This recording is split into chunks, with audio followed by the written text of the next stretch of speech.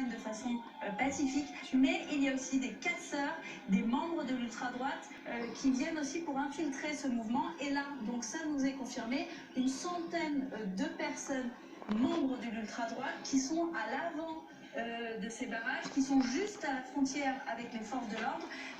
On a vu tout à l'heure, je ne sais pas si ce sont les mêmes personnes, mais on a vu des manifestants tout à l'heure enlever les gilets jaunes et mettre des cagoules sur le visage. Ça tout de suite c'est un signe pour les policiers et les gendarmes que le mouvement se tend et qu'il va y avoir de la casse très probable et des affrontements avec eux.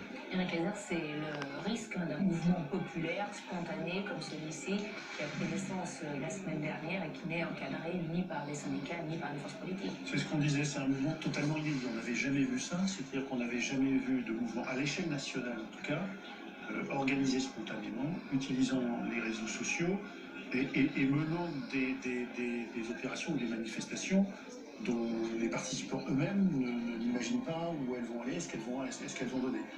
On craignait aussi à un moment donné la récupération politique finalement. Le mouvement des gilets jaunes, jusqu'à aujourd'hui a plutôt bien résisté à la récupération politique. En revanche, ils ne sont pas capables, parce qu'il n'y a pas de service d'ordre, d'empêcher, on va dire, des éléments violents de s'intégrer dans les manifestations, et on voit ce que ça donne. L'effet réseaux sociaux peut aussi alimenter et encourager cette agrégation de gens qui n'ont rien à voir, puisqu'il y a des gilets jaunes, on le disait, très pacifistes, et puis là il y a ces casseurs qui viennent se greffer, mais en fait ils ont toutes les informations sous les yeux sur les réseaux sociaux. Exactement, donc ils ont pu se préparer, ils ont pu s'organiser. On est dans une espèce de coagulation, alors des violents, des mécontentements. On parlait des fachos et des fâchés, c'est Mélenchon qui utilisait ce terme. Une coagulation des mécontentements, Bruno Joly, ça veut dire que ça va être complètement quand même difficile de sortir du conflit. Emmanuel Macron va parler mardi et pourra apporter peut-être des réponses sociales, alors qu'on s'aperçoit que la revendication est un vaut bien au-delà. Il y a deux choses. D'abord, il y a la manifestation d'aujourd'hui dont on voit qu'elle va être extrêmement compliquée pour le pouvoir